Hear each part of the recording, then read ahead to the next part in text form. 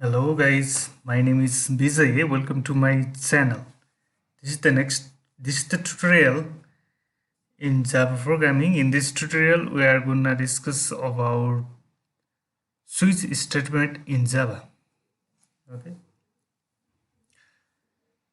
Here I have mentioned here the Java switch statement executes on statement from multiple conditions. Means the Java switch statement used to execute the one statement from multiple conditions. If you have a multiple conditions, then but you have to execute only one statement from that condition. Means you have to use a Java statement, Java switch statement. Okay, sorry, and it is like if else if ladder statement. The switch statement works with byte, short, int, long, enum types, like string, and some whopper types like byte, short, int, and long. Okay, but Java 7 only, since Java 7 you can use a string in the switch statement. Before that, there is not you cannot use switch statement in Java. After Java 7, only you can use a string in the switch statement. Okay. So in other words, the switch statement traces the equality of a variable against multiple values. There is some points to remember about switch statement. Okay. First of all, let's talk about some points. Okay. There can be one or n number of case values for the switch statement, and the case value must be of switch expression type only. That case value must be of switch expression only, and the case value must be constant or literal, and it doesn't allow variables. Like case value must be unique. Okay? And in case of duplicate value, it renders compile time errors.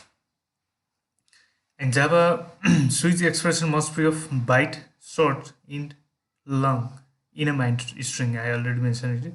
Okay, this is also important.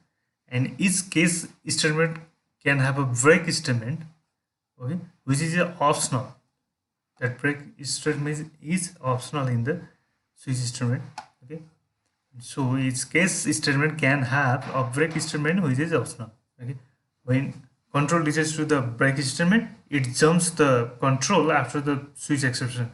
If a break statement is not found, suppose if a break statement is not found, means it executes the next case.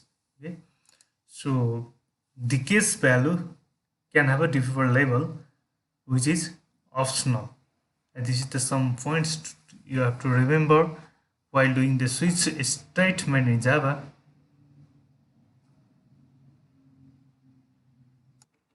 Okay, now let's see the syntax of switch expression.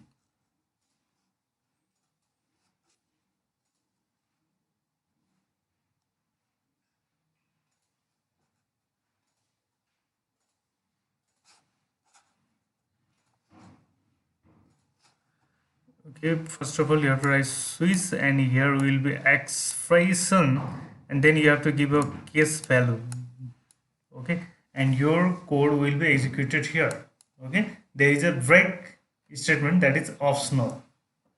Okay, and if you have to give more values, you have to give to multiple values, then just copy it from this value like case value, and change the value name here like case value, and same your code will be executed here.